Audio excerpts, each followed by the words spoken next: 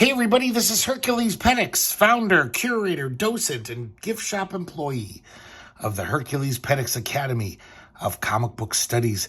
Today we're going to be looking at Babes in the Boneyard by Jesse Jacobs, the great alternative Canadian cartoonist who has basically been setting the world on fire the past 5 to 10 years. Just putting out amazing graphic novels, amazing comics, just great stuff. Beautiful writing, beautiful art. I love this guy. I've got like a few more of his publications, and they're all outstanding. And this is no exception. This is published by Hollow Press this year, 2023. So it's pretty new, and it's really good stuff. I got to say, Hollow Press went to town on this publication. Beautiful production values. The paper is thick as fuck. It's really nice, thick paper. And I don't know if you could tell by the scale here. It's oversized. It's like those Coconino press books, you know, whatever that size is called. But it's beautiful. You can tell already. Look at that cover. Amazing stuff. Jesse Jacobs does not skimp on the sweat that he puts into his art. This is a hard-working cartoonist. So this is a really interesting opening here. We see the camera is in this creature's mouth, and as its teeth open, we see another little creature, his prey, and he chomps down on him. And we see the teeth masticating this poor little creature. And then we get the title.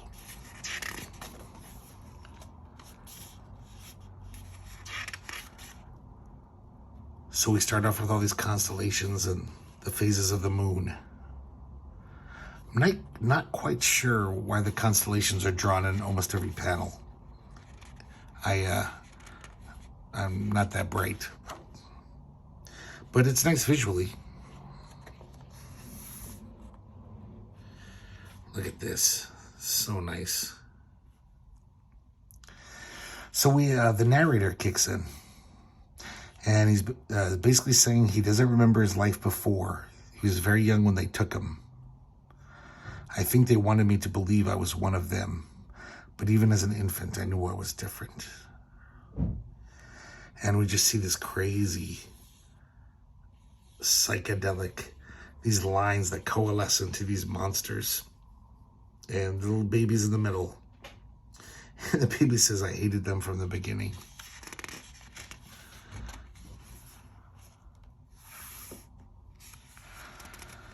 So these weird creatures are basically, have adopted this baby. But they're not equipped to provide for babies. They didn't really have offspring of their own. In place of milk, he would suck marrow from old bones. And, but they did breed. They had this weird breeding where almost like an amoeba that split into two through this days-long process. I think sometimes Jesse Jacobs is a really good writer, but he's also really good at his crazy stories give him an excuse to draw this amazing cool shit.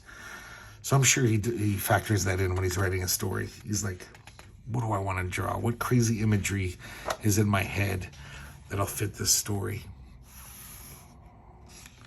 So these savage monsters, they love the little baby, though. I do believe in their own crude way they loved me, he says. I could see it in their dull, stupid eyes. So basically these creatures are really dumb. Even as an infant, he's smarter than them and is like, oh man, what a bunch of chuckleheads I'm surrounded by.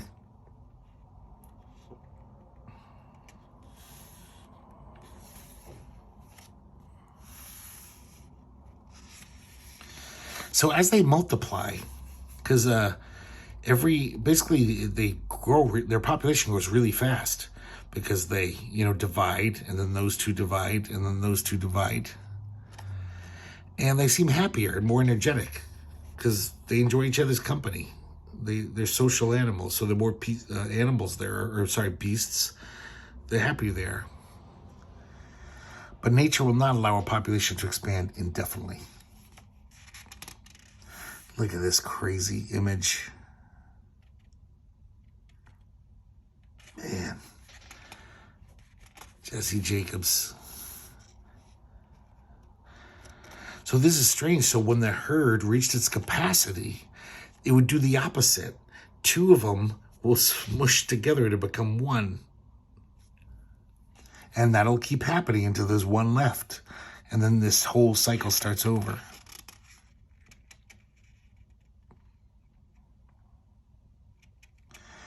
And apparently this is linked to the phases of the moon. So I think that's why the moon and the stars are so prominent in this.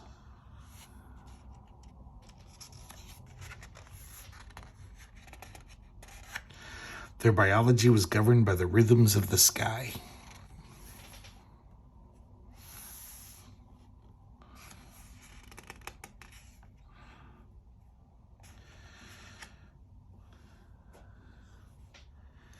And it shows one of those creatures from the first page getting hunted by one of the beasts. So as their numbers get small, they get hungrier and hungrier. When there's not a lot of them, their hunting techniques don't quite work as well. So they start sleeping all the time. They basically have a general malaise.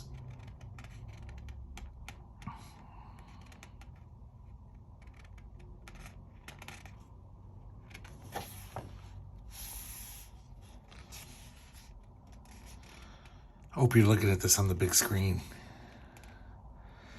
So I guess during times of scarcity, they relied on a nearby volcano as their primary food source. There were these fish, a species of fish that could survive in lava. They'd dive into the lava, and I guess their thick skin and matted oily fur protected them a little.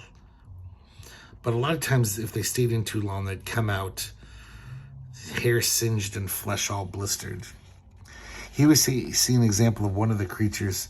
He dives a little too deep into the lava, and he tries to make it to the surface, and he's completely stripped away. I have a feeling this is also something Jesse Jacobs was just like, I just want to draw that. He really, from all of his stuff, he just really seems to have this imaginative, this love of cartooning and drawing just crazy imaginative stuff. I have a feeling he's the kind of guy who just sketches all the time.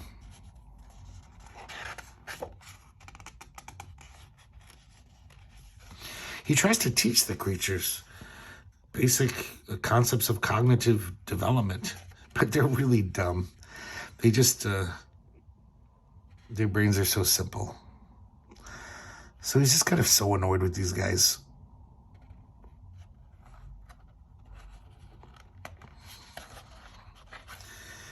The baby thinks that in their own limited way, they worshipped him. How is he supposed to relate to them?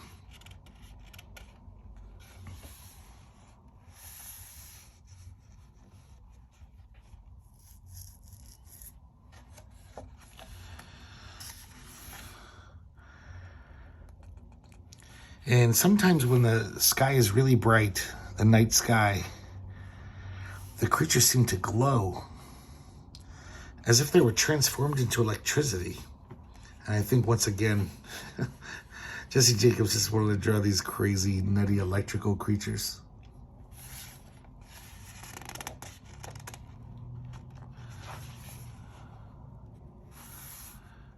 Look at this. Amazing stuff. Just the little border even is amazing. The charged line. It's like electrical charge.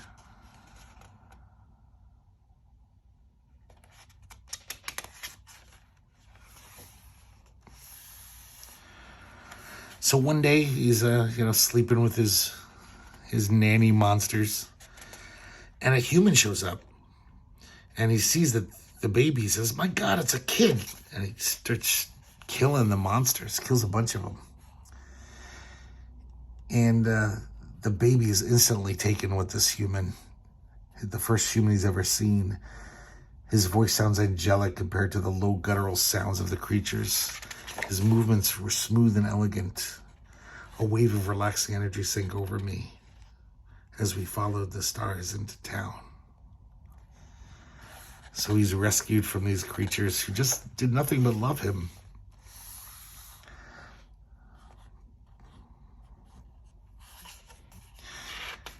So he says, I rarely think about my childhood. The herd was the only family I have known. And we see one of the creatures curling up into himself. And the baby says, but I don't miss them. So the creature disappears.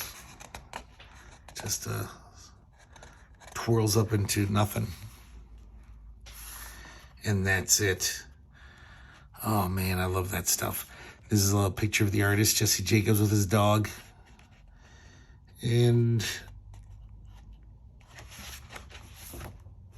a nice little drawing on the back. I think that's 15 euros.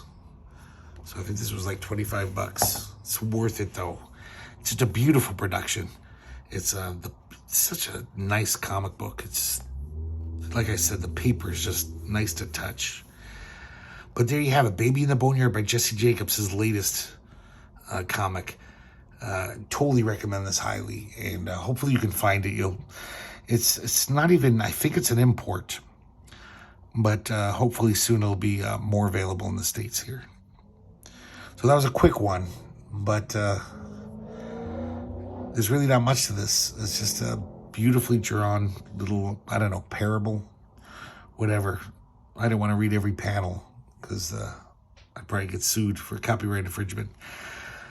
But I hope you enjoyed it as much as I did, and I hope you return here to the Herculespetix Academy of Comic Book Studies.